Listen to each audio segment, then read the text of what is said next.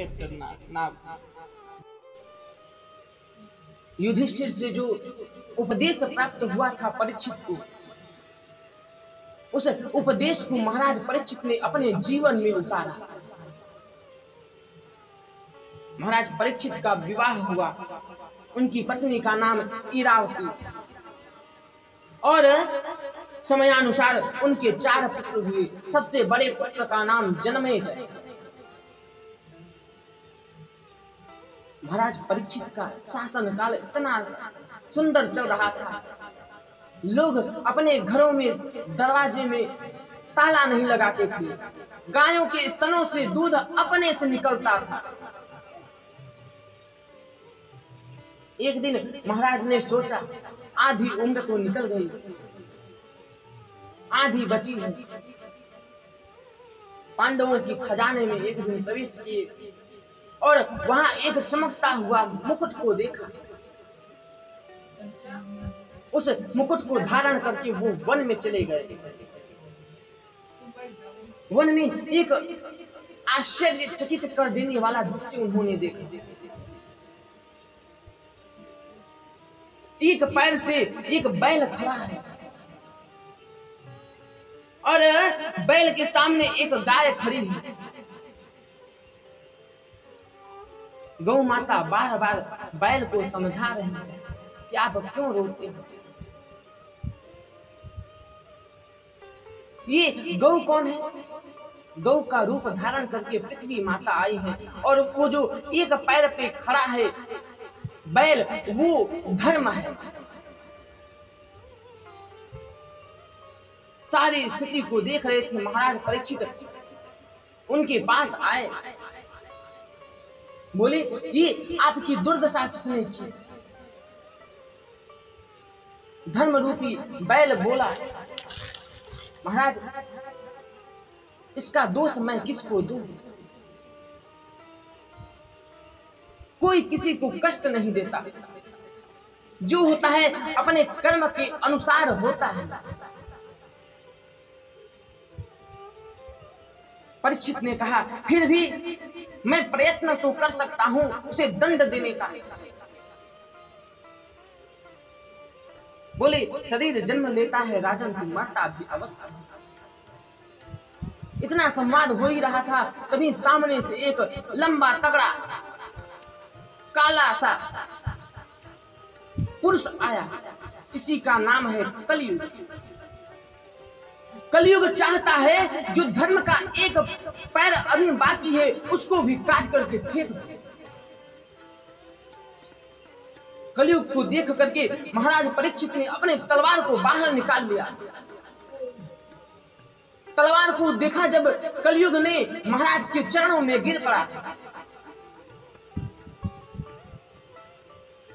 परीक्षित ने कहा घबराओ नहीं, तुम मेरी शरण में आ गए हो, मैं तुम्हें मारूंगा नहीं, लेकिन तुम वो कौन? बोला महाराज मैं कलयुग हूं। परीक्षित बोले कलयुग, मेरे शासन में तुम्हें आने की हिम्मत कैसे हुई? कलयुग ने कहा महाराज पूरे पृथ्वी के आप ही तो सम्राट हो, तो मैं जाऊं कहां? आप ही मुझे स्थान दे दें तो मैं वहीं पे रहूं। परीक्षित ने उन्हें स्थान दे दिया।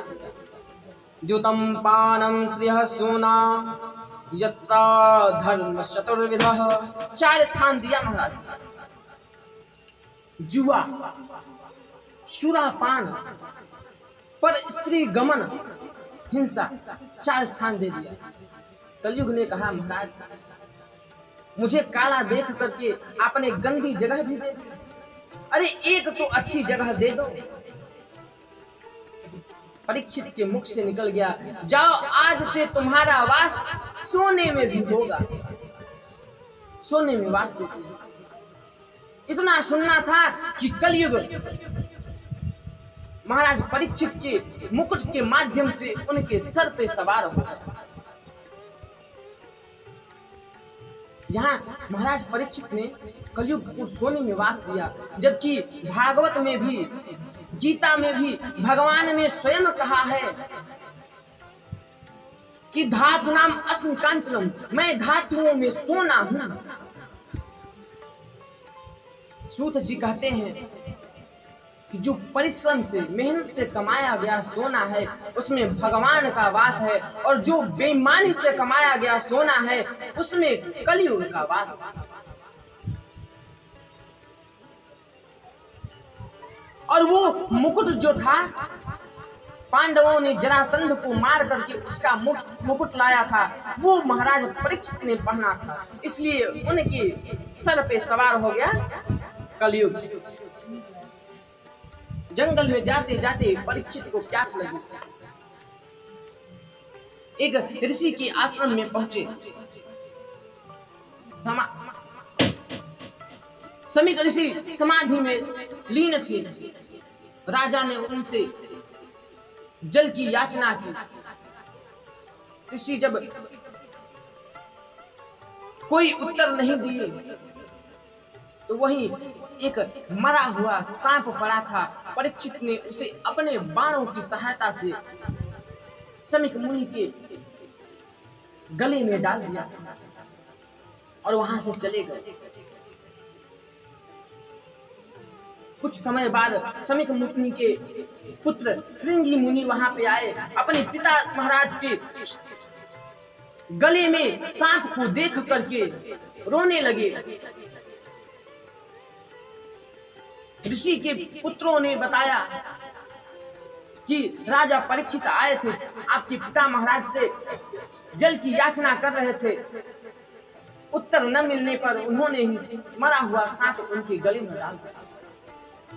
इतना सुनते ही श्रृंगी ऋषि ने अपने अंजलि में जल लिया और परीक्षित को श्राप दे डाला। अरे परीक्षित,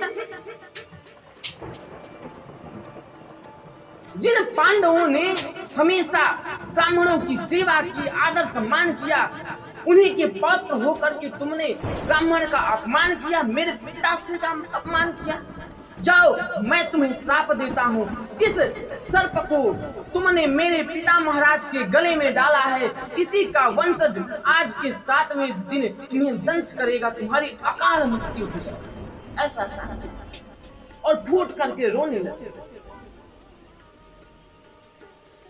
समीक ऋषि की समाधि पूछी।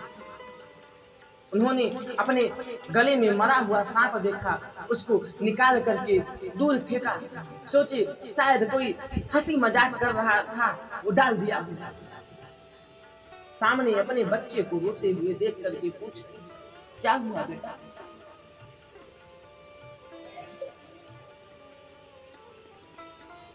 बेटे ने सारी बात बता दी। बोला, पिताश्री, मैंने परीक्षित को इतना बड़ा श्राप दे दिया है कि ऐसी गलती वो दोबारा नहीं करेगा। समीक मुनि एकदम आश्चर्य में पड़ गए। अरे बेटा, ये तुमने क्या किया? ये कलयुग आ गया है और इस कलयुग में इनसे अच्छा राजा नहीं मिल सकता। इसके बाद जितने भी राजा होंगे आतताई होंगे। तुमने ये क्या अनर्थ कर डाला? समीक मुनि ने अपने गौरमुख नाम के एक शिष्य को बुलाया और कहा, जाओ परीक्षित के पास जाओ, सारा वृत्तांत बता दो, कहना कि अपने मुक्ति का साधन खोजे। गौरमुख ऋषि आए, परीक्षित को समाचार सुनाया। परीक्षित ने ऋषिवर, ये श्रृंगी ऋषि ने ठीक नहीं किया। अरे मैंने जो कुकर्म किया था इसकी सजा मृत्यु दंड होना चाहिए था। इन्होंने तो मुझे 7 दिन का अवसर प्रदान कर दिया।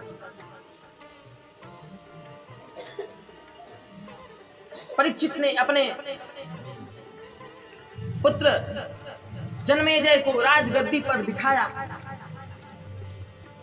और स्वयं वन में चले गए, समाधि में लीन हो गए। ऋषियों को पता चला, चारों दिशाओं से ऋषिगण, अत्रि, वशिष्ठ, च्यवन, गौतम, देवल, देवराज, दुर्वासा, भृगु बड़ी बड़ी महात्मा अमरात्मा आज परीक्षित से मिलने आ रहे हैं। जाकर के कहते हैं, राजन ये क्या हम सुन रहे हैं, आपको श्राप मिला है?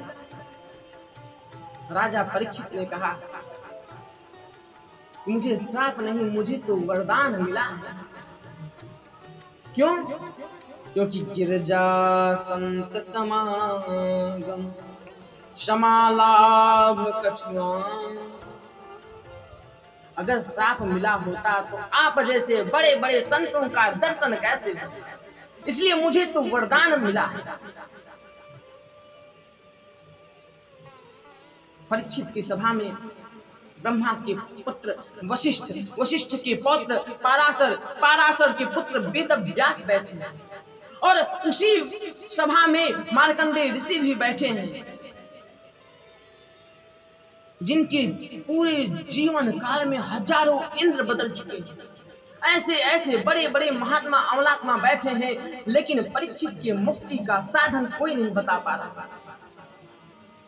उसी सभा में उधर भागवत का ज्ञान प्राप्त करने के बाद सुखदेव जी महाराज समाधि में बैठे थे। समाधि टूटी और उनका मन करता है चलो परीक्षित के पास। उसी सभा में सुखदेव जी महाराज का पदार्पण हुआ। 4 अंगुल का एकमात्र कौपीन पहना है। गांव के किनारे से निकले तो गांव के जो छोटे छोटे बच्चे थे सुखदेव जी को देख करके चिल्लाने लगे, अरे नागा बाबा आया, नागा बाबा आया, मजाक उड़ाने लगे। लेकिन जैसे ही सुखदेव जी महाराज परीक्षित के सभा में आए, सारे ऋषि खड़े हो गए, परीक्षित स्वयं खड़े हो गए। बच्चों ने सोचा, अरे ये नागा बाबा नहीं, लगता है कोई बड़ा संत है, भागो नहीं तो महाराज दंडित करेंगे। बच्चे भाग गए। बोलिए श्री सुखदेव जी महाराज की। परीक्षित महाराज सुखदेव जी के चरणों में गिर पड़े और प्रणाम करते हुए परीक्षित बोले, महाराज 7 दिन में मरने वाले की मुक्ति का साधन क्या है?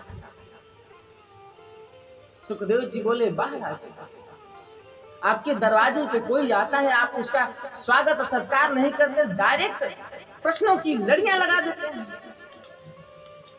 परीक्षित ने कहा, भगवान आप जैसे संत एक जगह टिकते कहां?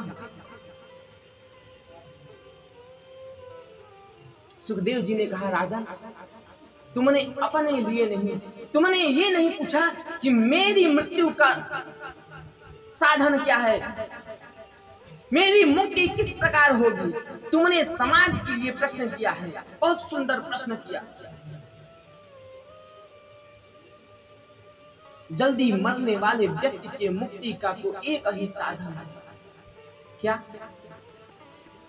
श्वास श्वास पर कृष्ण भजी, वृथा श्वास जनि खोय, ना जाने या श्वास की आवन हो या न हो।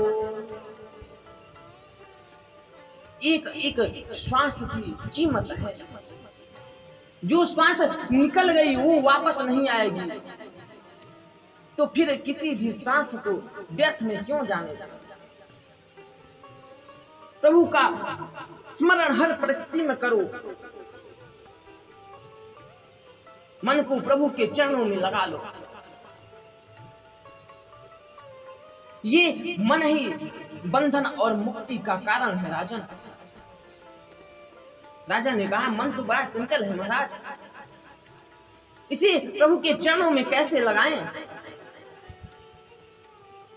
बोले, मन को वश में करना है तो 4 बातों का ध्यान रखो। जिताशनो जित श्वासो जित संगो जितेन्द्रियः, स्थूले भगवतो रूपे मनः संधारयेद्या। मन को जीतना है तो सबसे पहले आसन को जीतो, चितासन। उसके बाद अपने श्वास को जीतो। ब्रह्म मुहूर्त में जाग करके प्राणायाम के द्वारा सांस पे विजय प्राप्त करो। अपने संग को जीतो, अच्छे लोगों के साथ संगत करो। और उसके बाद अपने इंद्रियों को जीतो। इसके बाद धीरे धीरे मन अपने आप नारायण में लग जाएगा, जुड़ जाएगा। राजा बोले, भगवान सारी सृष्टि को परमात्मा बनाता कैसे है? और भागवत धर्म का उपदेश सबसे पहले नारायण ने ब्रह्मा को कैसे किया? बोले, राजन, सारी सृष्टि में कुछ नहीं था, केवल परब्रह्म था। एक बार उसके मन में विचार आया, मैं एक से अनेक हो जाऊं। सबसे पहले जल का निर्माण किया। संस्कृत में जल को नार भी कहते हैं। अब नार से अयन बनाया, उसका नाम हुआ नारायण। अयन यानी कि स्थान, रहने का जगह, उसका नाम नारायण। नारायण के मन में ये हुआ कि मैं भी एक से अनेक हो जाऊं। नारायण के नाभि से एक कमल का पुष्प निकला। उस पुष्प पर 4 मुख वाले एक पुरुष का जन्म हुआ। उसका नाम ब्रह्मा हुआ। 4 मुख है चारों दिशाओं में, लेकिन उसका जन्म कहां से हुआ उसे पता नहीं।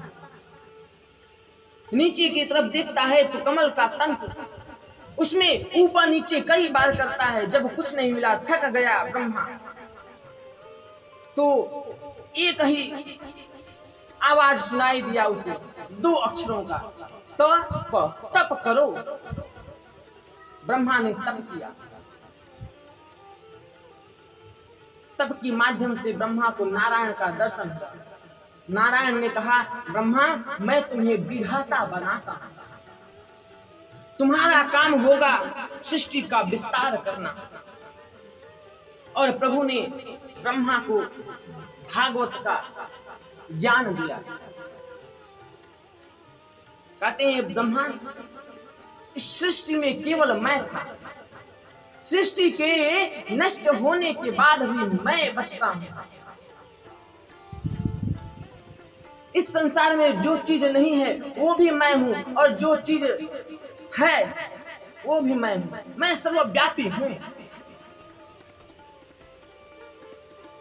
पृथ्वी, जल, तेज, वायु, आकाश, इन 5 तत्वों से दुनिया बनती है। छित जल पावक गगन समीरा, पंच रति यति अधम शरीरा। ये 5 तत्वों से शरीर बनता है। और सभी जीवों में 5 तत्व होते हैं। विधाता, ये जो मैंने तुमको उपदेश दिया ना, ये है भागवत। भगवान का जो हो जाए वो है भागवत। भगवान के भक्त का नाम है भागवत। भगवान जहां रहते हैं वो है भागवत। भगवान से जिस चीज का संबंध हो जाए वो भागवत है। अब प्रश्न होता है कि भगवान जल्दी मिलते किसको?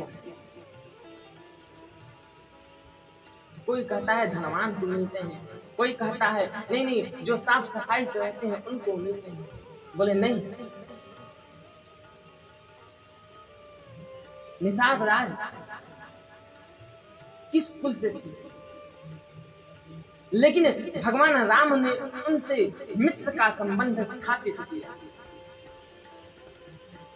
प्रहलाद राक्षस जाति से थे, लेकिन उनको परम भागवत बनाया भगवान ने।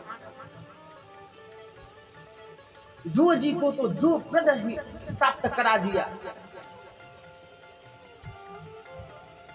और विदुर जी दासी पुत्र थे, उनसे भी संबंध किया भगवान ने। भगवान का होना है तो भगवान के चरणों में निश्चल प्रीति होनी चाहिए। परीक्षित, भगवान ने विदुर के घर केले का छिलका खाया। केले का छिलका? हाँ। भगवान इसे विस्तार से थोड़ा समझाइए, मेरी समझ में नहीं आया। बोले राजन, पांडवों के साथ जब कौरव अन्याय कर रहे थे, विदुर जी आए, धृतराष्ट्र के चरणों में प्रणाम करके बोले, राजन, मैं मंत्री होने के नाते नहीं, मैं भाई होने के नाते आपको एक बात से अवगत कराना चाहता हूं। महाराज, पांडव कमजोर नहीं है, उनके साथ ये अन्याय न होने दीजिए। पांडव तो आपका सम्मान करते हैं, इसलिए कुछ बोलते नहीं हैं। शास्त्र कहता है, अगर एक नगर को नष्ट कर देने से पूरा देश बच जाए तो उस नगर को नष्ट कर देना चाहिए। एक गांव को नष्ट कर देने से अगर नगर बच जाए तो गांव को नष्ट कर देना चाहिए, और यदि एक व्यक्ति को नष्ट कर देने से पूरा परिवार बच जाए उसे त्याग देना चाहिए। महाराज, दुर्योधन आपके कुल में कलंक पैदा हुआ है।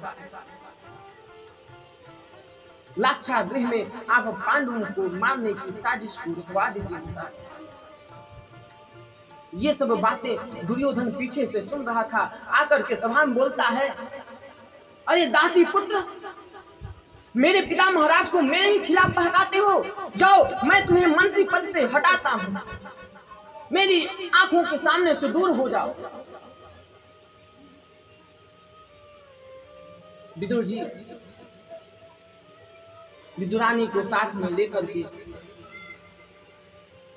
कदली के वन में एक पर्णकुटी बना करके रहने लगे और प्रभु के द्वादशाक्षर मंत्र का जप करने लगे। भगवान द्वारकाधीश आने वाले हैं हस्तिनापुर शांति दूत बन करके। दुर्योधन ने कपटपूर्व मैत्री का रूप दिखाने के लिए पूरे हस्तिनापुर को सजवा दिया। विदुरानी को पता चला प्रभु आ रहे हैं, बड़े आनंद की प्राप्ति हुई है, लेकिन कहती हैं कि हम इतनी भीड़ में भगवान को देखेंगे कैसे। विदुर जी कहते हैं, अरे विदुरानी, हम नहीं देख पाएंगे तो क्या हुआ, प्रभु तो हमें देख लेंगे। तुम तो बस उनके आने की तैयारी करो, मैं जाता हूं, मैं उन्हें लिवा करके आऊंगा। विदुर जी उस भीड़ में गए, सारी प्रजा के साथ नीचे बैठे हैं। दुर्योधन भगवान का स्वागत कर रहा है, लेकिन भगवान कहीं और निगाह डाल रहे हैं। भगवान तो विदुर जी को खोज रहे हैं।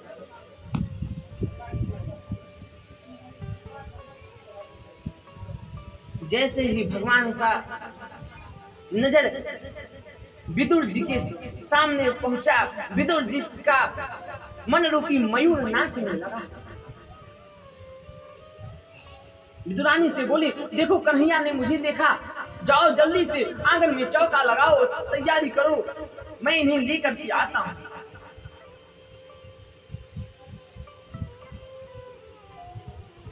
भगवान सिंहासन पर बैठे और भगवान ने दुर्योधन के सामने पांडवों को 5 गांव देने का प्रस्ताव रखा। दुर्योधन क्रोध में आकर के बोलता है, भगवान शुच्यग्रेणैव दास्यामि बिना युद्धेन केशव। हे केशव, बिना युद्ध का मैं सुई के नोक के बराबर भी नहीं दे सकता। भगवान ने कहा, अरे मूर्ख, युद्ध की परिणाम को जानते भी हो? युद्ध के बारे में तुमने कहानियों में सुना होगा, कितनी महिलाएं विधवा हो जाती हैं, कितने पुत्र अनाथ हो जाते हैं। युद्ध चाहते हो? धृतराष्ट्र ने इशारा से दुर्योधन को शांत कराया। दुर्योधन ने कहा, भगवान माफ करना, आप तो जानते ही हो मेरा यही बार बार मैं क्रोधित हो जाता, मुझे क्षमा करना। और ये कहाँ राजनीति में आप फंस गए? आइए ना, मेरी माता गांधारी ने अपने हाथों से 56 प्रकार के भोजन बनाया, चलिए भोजन पाते हैं। भगवान ने कहा, दुर्योधन, भोजन 2 अवस्था में किया जाता है। जब कोई अत्यधिक भूखा हो या फिर भोजन कराने वाले का मन हो। और यहाँ दोनों में से कुछ नहीं है, न तुम्हें भोजन कराने का मन है अच्छे से और न मुझे भूख है। और वैसे भी आज तो मेरा विदुर काका के यहाँ आमंत्रण है। विदुर जी ने सुना, तुरंत सभा से उठ करके खड़े हुए और तुरंत बाजार निकल गए। अरे प्रभु ने कह दिया मेरे यहाँ निमंत्रण है, सभा से बाहर चले गए। दुर्योधन बोला, केशव, जिसके खुद खाने के लिए लाले पड़े हो वो तुम्हें निमंत्रण दे रहा है। भगवान ने कहा, अब निमंत्रण दिया है तो व्यवस्था तो की होगी। भगवान सभा से उठ करके विदुर जी के घर के लिए प्रस्थान किए। विदुरानी स्नान कर रही। भगवान ने दरवाजे को खटखटाया, काकी। जैसे ही काकी शब्द को सुना, विदुरानी ने दौड़ करके हुई आती और दरवाजा को खोली। जल्दी जल्दी में गीले वस्त्रों को बदलना भी भूल गई विदुरानी। भगवान ने अपनी काली चदरिया माता विदुरानी को ओढ़ा दिया। विदुरानी भगवान को अंदर लेकर के आई और एक पटा लेकर के चारों तरफ अंगना में दौड़ा रही। भगवान आप यहाँ बैठ, नहीं ये जगह उचित नहीं, आप यहाँ बैठ। फिर एक जगह पटा बिछाई भी तो पटा को उल्टा करके बिछाया। भगवान बोले, काकी भूख लगी? हाँ लल्ला, बिल्कुल। आपके काका श्री बाजार गए हैं, वहां से कुछ सामग्री ले आए हैं। तब तक ये कदली है, आप केले को ही खाओ। एक केले के पत्ते को विदुरानी लाई और पत्ते को भी उल्टा बिछाती है। भाव में ये ध्यान ही नहीं रहा कि क्या हो रहा है। और उस पत्ते पर केले के छिलकों को छिल कर पत्ते पर रखती जा रही है, केले को दूर फेंकती जा रही है। भगवान भी भाव में आकर के केले के छिलके को खा रहे हैं। कहते हैं, काकी सत्य बताऊं, इससे पहले इतना मीठा केला मैंने कभी नहीं खाया। विदुरानी कहती है, हाँ लल्ला, इससे मैं रोज स्नान करके अपने हाथों से सींचती। उधर विदुर जी बाजार से मेवा मिश्री लेकर के आते हैं। पता नहीं कब केशव पहुंच जाएं। अरे भाग्यवान ने कुछ किया होगा तो दरवाजा खटखटाते हैं। विदुरानी आती है, क्या शोर मचाते हो?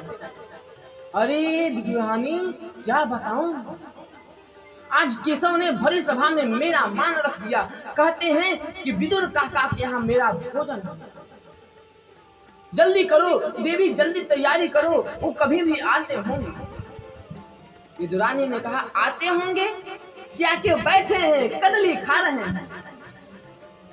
विदुर जी घर में आकर के देखते हैं, कन्हैया केले के छिलके को खा रहे हैं।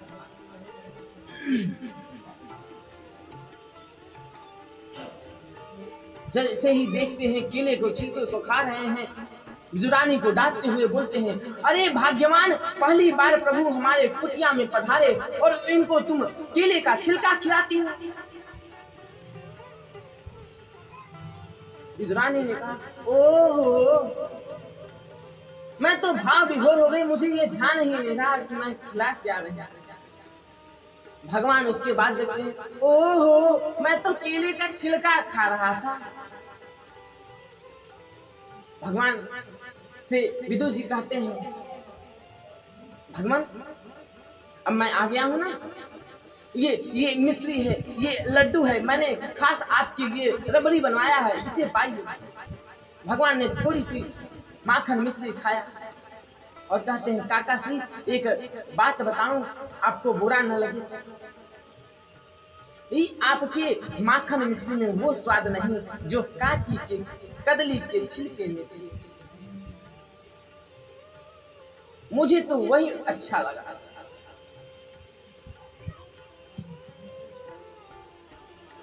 विदुर जी कहते हैं, माफ करना केशव।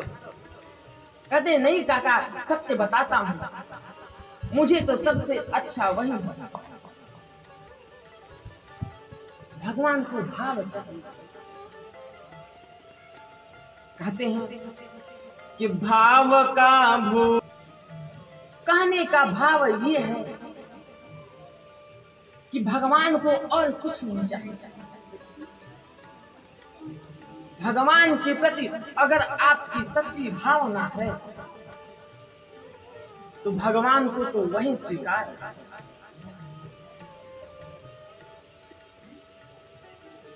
भगवान जब अपनी लीला संपन्न करके जा रहे थे, उद्धव जी ने पूछा भगवान से, भगवान आपके 24 अवतार हुए हैं और आप जगह जगह पे प्रसाद पाते हैं, लेकिन आपको सबसे अच्छा भोग कहाँ का लगा?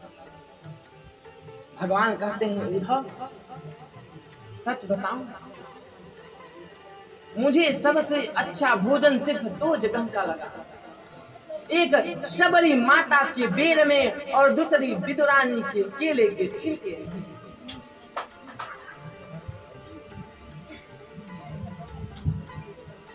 उद्धव से कहा, उद्धव आज मुझे विदुर की याद आ रही है, तुम जा ही रहे हो, उन्हें मेरा समाचार कहना। उद्धव जी को मार्ग में सरस्वती नदी के किनारे श्री विदुर जी से मिलना हुआ। विदुर और उद्धव जी आपस में भगवान का एक दूसरे से चर्चा कर रहे हैं। उद्धव जी ने कृष्ण की बाल लीलाएं, उनका दिव्य किशोर चरित्र विदुर जी को सुनाया। एक बार हरिद्वार में एक संत रहते थे, मैत्रेय मुनि। मैत्रेय मुनि ब्राह्मण थे और विदुर जी दासी के पुत्र हैं, दासी पुत्र। लेकिन दोनों जब मिले तो एक दूसरे का आलिंगन करते हैं। सुखदेव जी कहते हैं, राजन, मैत्रेय मुनि बोले, आज इस गरीब ब्राह्मण की कुटिया आप जैसे संत का आगमन, मैं बड़भागी हूं। विदुर ने कहा, भगवान, मैं शास्त्रों में शंका नहीं करता, लेकिन मैं ये जानना चाहता हूं कि सारी सृष्टि को परमात्मा बनाता क्यों है, और बनाता है तो सृष्टि में किसी को दुख है तो किसी को सुख है। जब परमात्मा ने ही पूरी सृष्टि को बनाया है तो उसने भेदभाव क्यों किया? भक्त को बचाने के लिए भगवान आता है, ऐसा क्यों? भक्त को बचाने के लिए मैंने सुना है कभी भगवान नृसिंह रूप में, कभी वामन रूप में, कभी शूकर के रूप में आए। ये कैसे? मैत्रेय मुनि ने सृष्टि के प्रसंग को विस्तार से कहा और अंत में विदुर जी से बोले, संसार में जो कुछ भी दिखाई देता है विदुर, वो भगवान की, परमात्मा की क्रीड़ा है, वो उसकी सुंदर लीला है।